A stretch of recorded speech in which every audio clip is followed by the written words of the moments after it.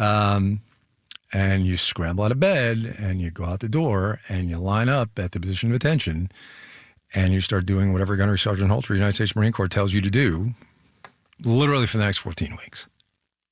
How'd you feel? I guess it was some combination of terrified and excited, right?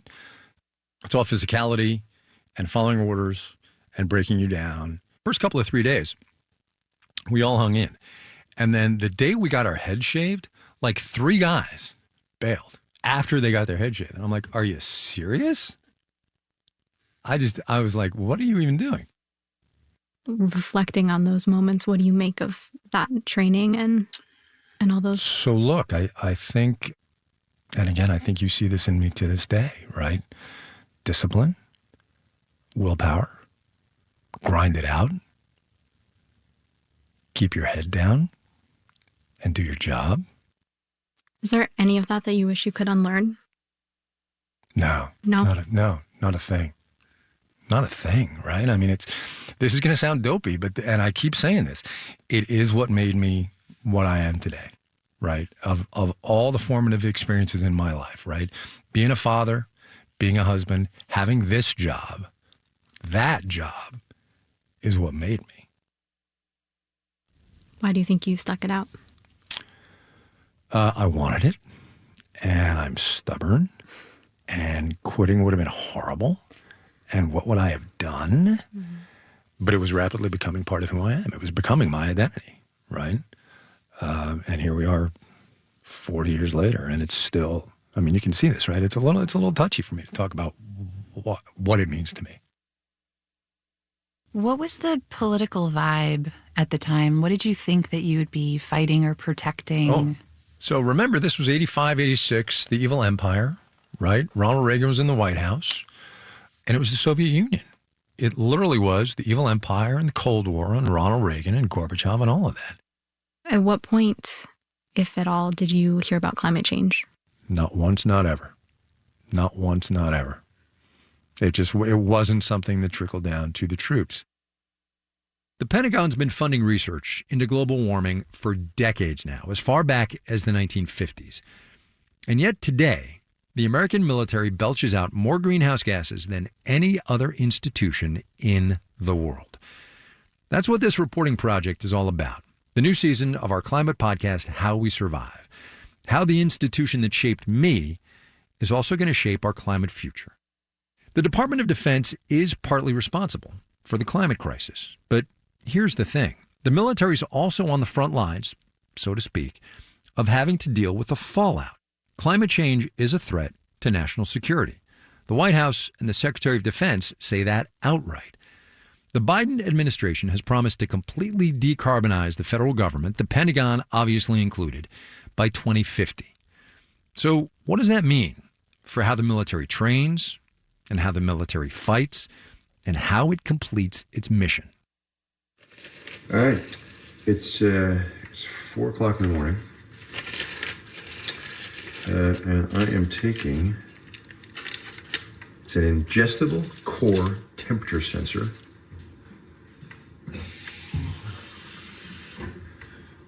Now I'm going to have some coffee. Ingestible core temperature sensor is just what it sounds like, a giant pill with a thermometer inside. But for me, it's not just a pill. It's my ticket into this place. We are going inside to the Warfighter Performance Lab here. Pay no attention to the guy with the microphone. We're on a Navy base in San Diego, California. Captain Eric Welsh is the commanding officer of the Naval Health Research Center. This is where we do physiological and cognitive studies on our warfighters to optimize their performance and increase their resilience. In other words, warfighters, mostly young Marines, come into the lab and do both physical and mental stress tests under what might fairly be called extreme conditions. Doug Jones is the head of the thermal physiology team.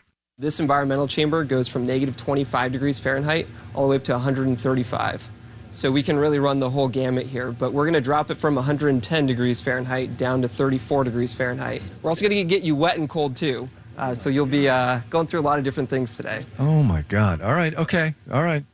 I'm here because I want to understand what soldiers are facing today, living and working and fighting in temperatures and environments that are only getting tougher, environments that are hotter, or colder and with less access to water. And I want to know how research like this could help train them. Go ahead and take a seat. This is just a remarkable feeling, the whole guinea pig lab rat thing.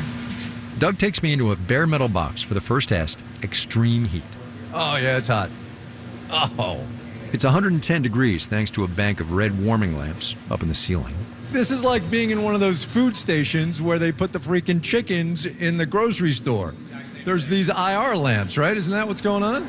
I walk on a treadmill in that heat for a solid 30 minutes, got a little sweaty, and then I do a cognitive test to see how the heat affects my ability to function. On the face of it, it's a simple exercise. I have to differentiate between O's and Q's on a keyboard. Q. God, that was a Q. Computer's wrong. Whew. Nice work. The whole while I'm doing that, there's a room full of scientists tracking my data. That temperature pill I swallowed is like a tiny computer in my gut. It records and stores 34 hours worth of my core temperature data. So, of course, after the heat test, I get to experience the other extreme. Doug drops that room down to 34 degrees. And after standing there for 10 minutes in shorts and a t-shirt, it's 10 minutes in a tub of 50-degree water. Whenever you're ready. The more you talk, the less I'm doing this. All right, let's go. Right away, Holy it's not great. Ooh, I can feel my muscles tensing, right? My thigh muscles are very tense right now. Mostly because I'm jamming them together. So what's going on right now is basically your cold temperature receptors are responding, Yes, they are. Sorry. and so you are feeling intense sensations of cold, probably some pain, I'd imagine. Do you want to know the time or no? No, absolutely not. So you can think about all the Marines that have gone before you in this. Holy I don't understand doing this for 90 minutes. I bet you get deep inside yourself. After what were, honestly, 10 of the longest minutes of my life, You're going to get up and you're going to step on this towel. even standing up is difficult. Let me know if you need a hand. Dripping wet, still in that bare metal room, still at 34 degrees, it's time for the next stress test. Can you hear the gun shaking? It's been 38 years, not since boot camp, since I shot a weapon. But with a laser-modified M4 rifle in my hands, Oh, come on, Kai. I take aim at a figure that appears on a snowy mountain landscape on a wall-sized screen. Definitely cannot feel my fingers anymore. There is, mercifully, a hot shower waiting for me, although the shaking and the shivering continue for a good long while as the thermal team and I go over my results. All right, so we're going to walk you through your data that you produce here in both the hot and cold environments. I did all right overall, better in the cold than in the warm, funnily enough. But it's not really about my results. This whole day is about getting just a glimpse of what soldiers and Marines are going to have to be training for in the future. Because climate change is changing where and how the military operates. Hot or hots, cold or colds, in unexpected parts of the world. Here's Captain Eric Welsh one more time. And you can be on a ship and be too cold. You can be on a ship and be too hot. So the climate of the world today, the global climate, offers many, many different conditions that really put people at stress. In other words, the changes are already happening. Humans are not meant to work in really cold conditions or hot conditions. And, that's true right now. We operate from the Middle East to the Arctic and all over the world. This is what we've been doing for the past year or so. Going, if not quite all over the world, then definitely far and wide, trying to understand what climate change is going to mean for America's national security. Because the conditions and the consequences of how the Pentagon operates in a warming world are only going to be getting more extreme. I don't take myself off the air to do big projects like this very often. I love my day job. I say that all the time. But this one was different. It needed more time than I get in the standard broadcast clock for this show. And it needed me to be more me. We're going to have more segments coming up on the air over the next month or so. But in the meanwhile, please do follow our climate podcast, How We Survive, obviously on the platform of your choice. Episode 1, Me, the Military, and How Climate Change is a Threat Multiplier, is out now.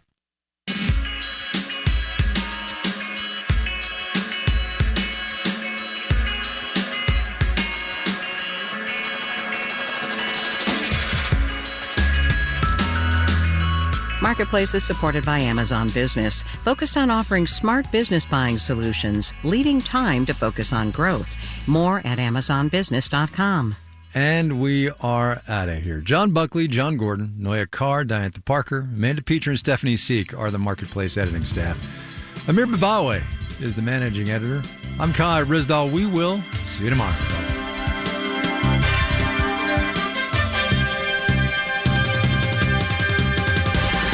This is APM.